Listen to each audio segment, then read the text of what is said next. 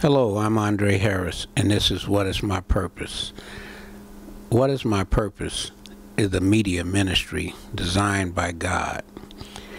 And as the participants that are interviewed on this show share their testimonies or the professions that they work in to inform, inspire, and impart to the viewer, these individuals have overcome obstacles.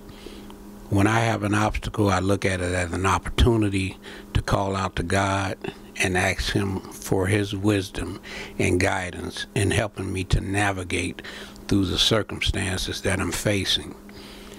I look at it like this. I don't focus on the situation or the circumstances surrounding certain obstacles. I just stay focused. That being said, I heard a Bishop Stephen Happ out of Kansas City, Missouri, Harvest International Ministries. He stated this. He said, clear-cut goals give meaning to life. And when you obey God, it adds purpose and meaning to your life. But when you disobey God, it takes away purpose and meaning from your life. I've often been in the company of men of God that have given me nuggets that have helped me to overcome things by the grace of God and for the glory of God.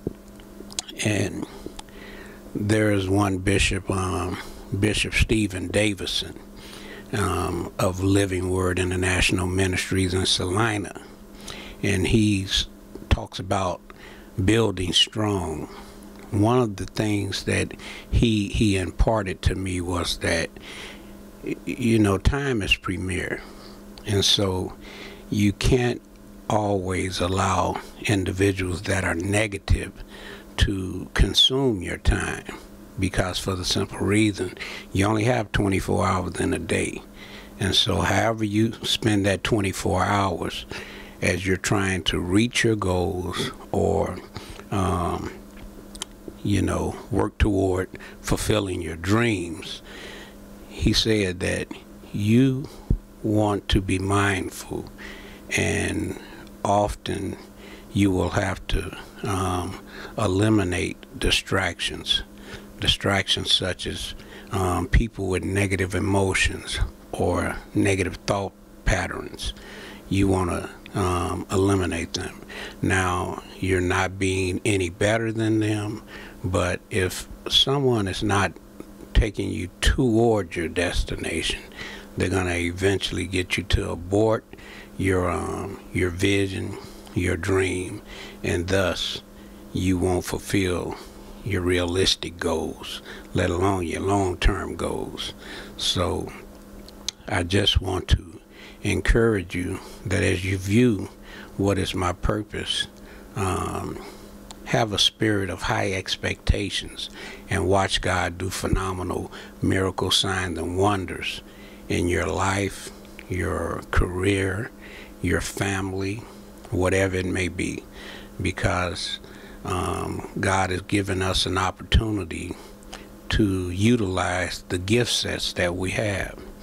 For instance, I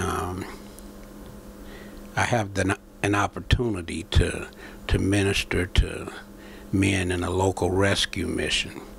And one of the things that God has given me to tell them is that they're only in transition.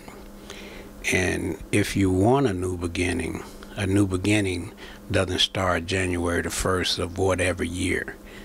A new beginning starts when you change your mindset, when you go from allowing negative experiences to control your present and future position. I remember at a time in my life when I was homeless, but I wasn't hopeless. That's not what God had designed me to do. Now, I tell the men at the rescue mission, you're only in transition. where they are at in their life right now is not their destination. It's only a bridge getting them toward their destination, providing they change their mindset.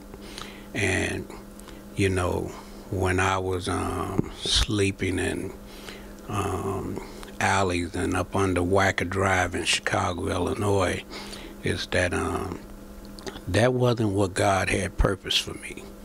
So as I was facing insurmountable mountains that, you know, due to drug experience and alcoholism, is that you know, I couldn't bring myself to realize that, you know, I can take this mountain.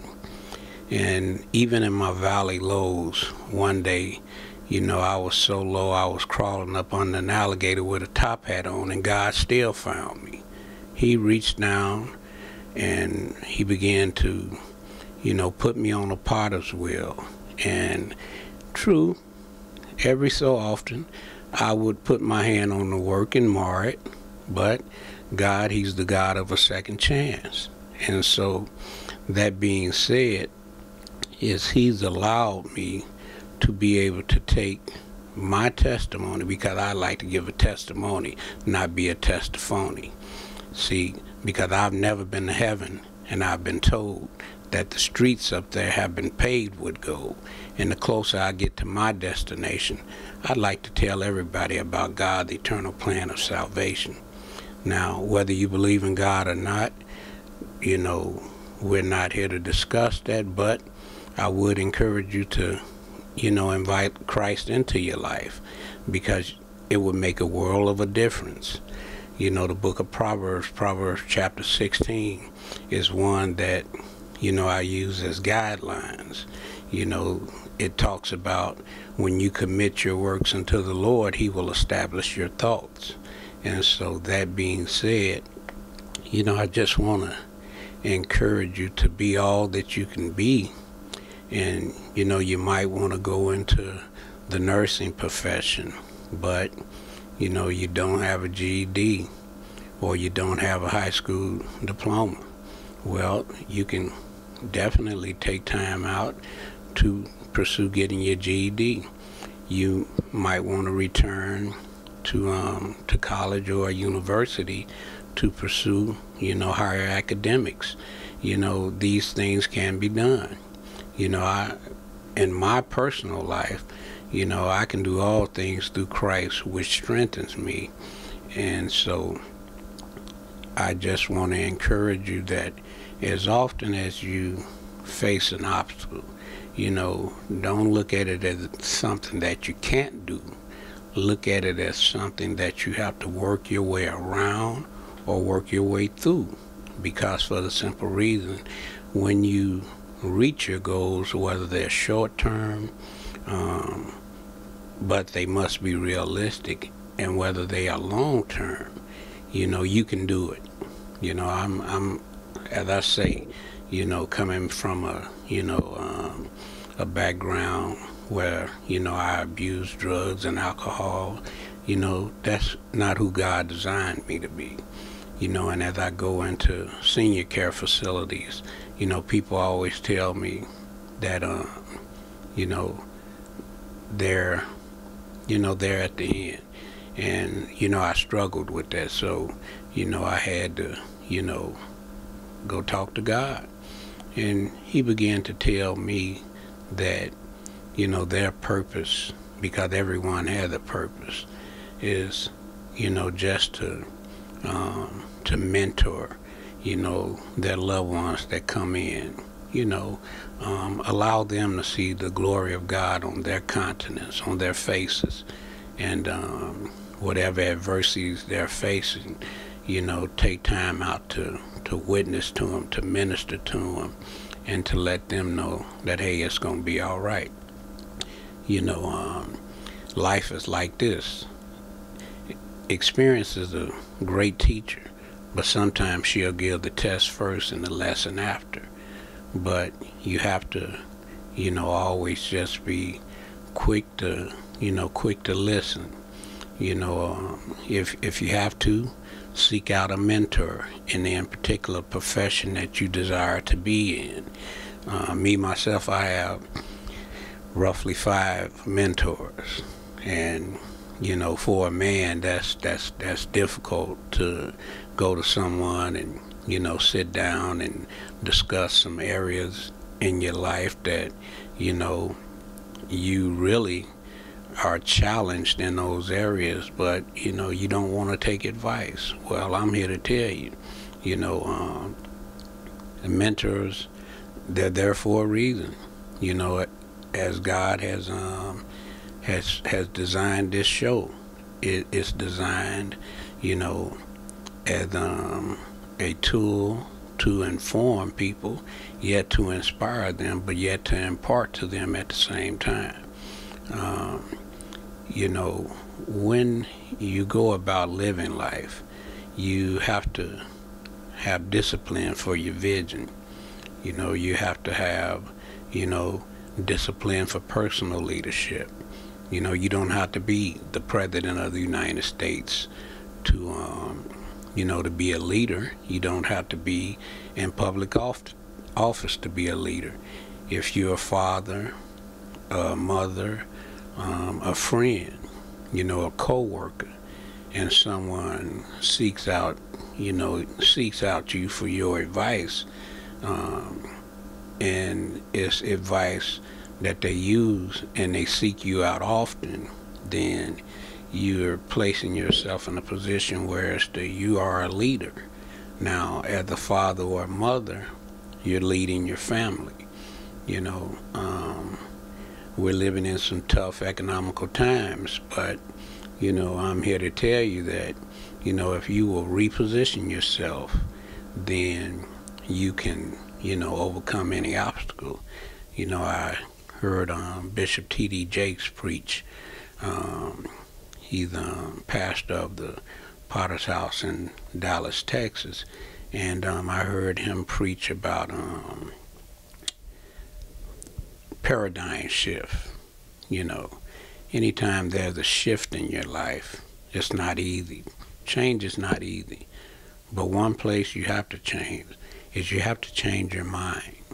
And you can't let bitter experiences dictate or control where you are heading at in your future.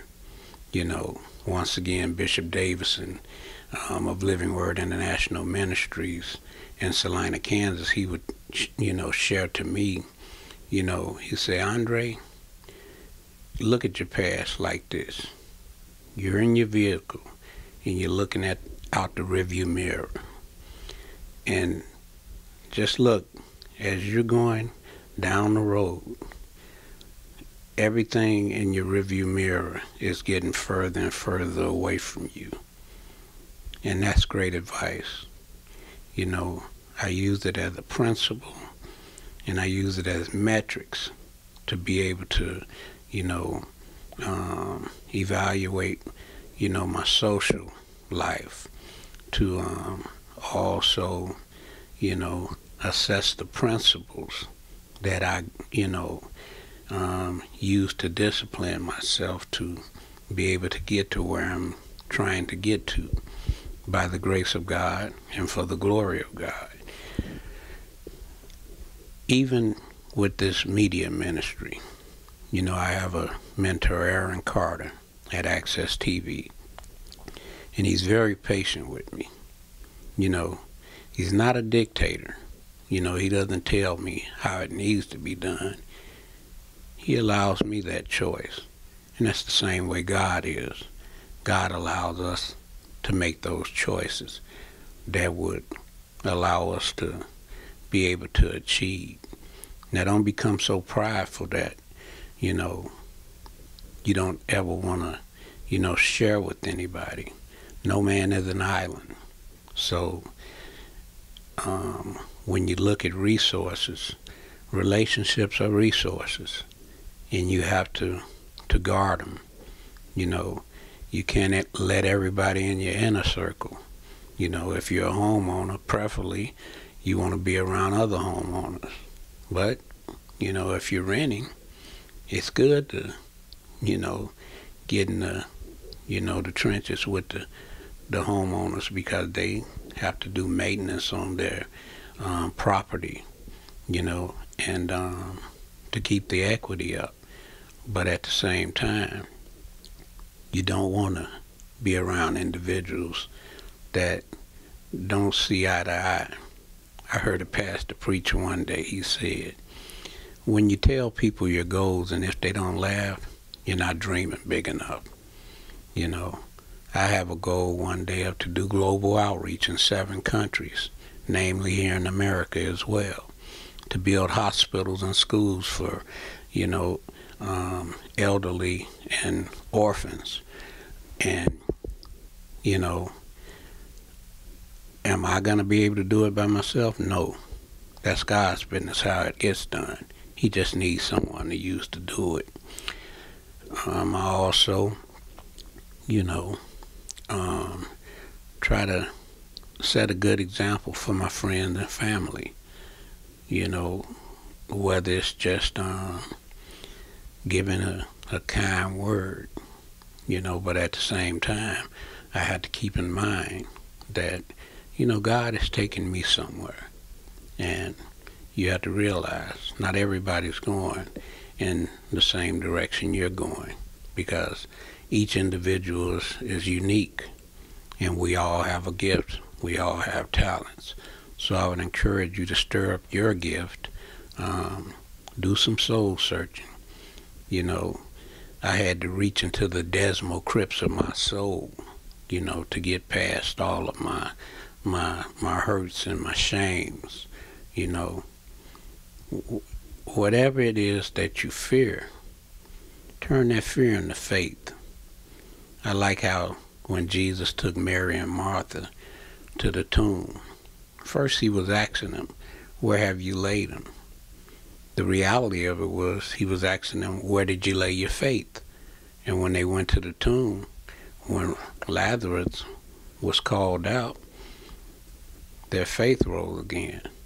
So I would encourage you to have faith in yourself, to align yourself with people that will encourage you, to also go after those impossible tasks.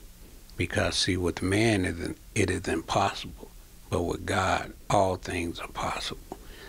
So I just wanted to take the time out, to encourage you, to tell you, hey, you have what it takes, and to, just go for it, whatever it is. Don't look at someone else's success and say, you can't do it. You have to define success by taking it one day at a time. Write your goals down and, work at them. It could be 25 or 25,000 goals, but work at one at a time. And as you begin to do your checklist, you'll see you're getting there. A reminder, a homeowner didn't just up and buy that house overnight. It took time. God, he'll give you something raw, mainly a vision, an idea, or a dream. And as you work toward those steps, it's a process. Before you know it, you'll have things materialize to whereas you'll see your accomplishments. So start small, but think big. Once again, if you tell people your goals and they don't laugh at them, you're not dreaming big enough. But if they laugh, don't be offended, because for the simple reason, God has placed in you everything you need to get to where you need to get to and to reach those goals. That being said, you all take care. God bless you. Once again, I'd like to give an honor to God, who's the author and finisher of our faith, the author of our salvation. And I'd also like to thank the veterans that have served our great country, and the men and women that are enlisted in the United States military serving our country. Thank you.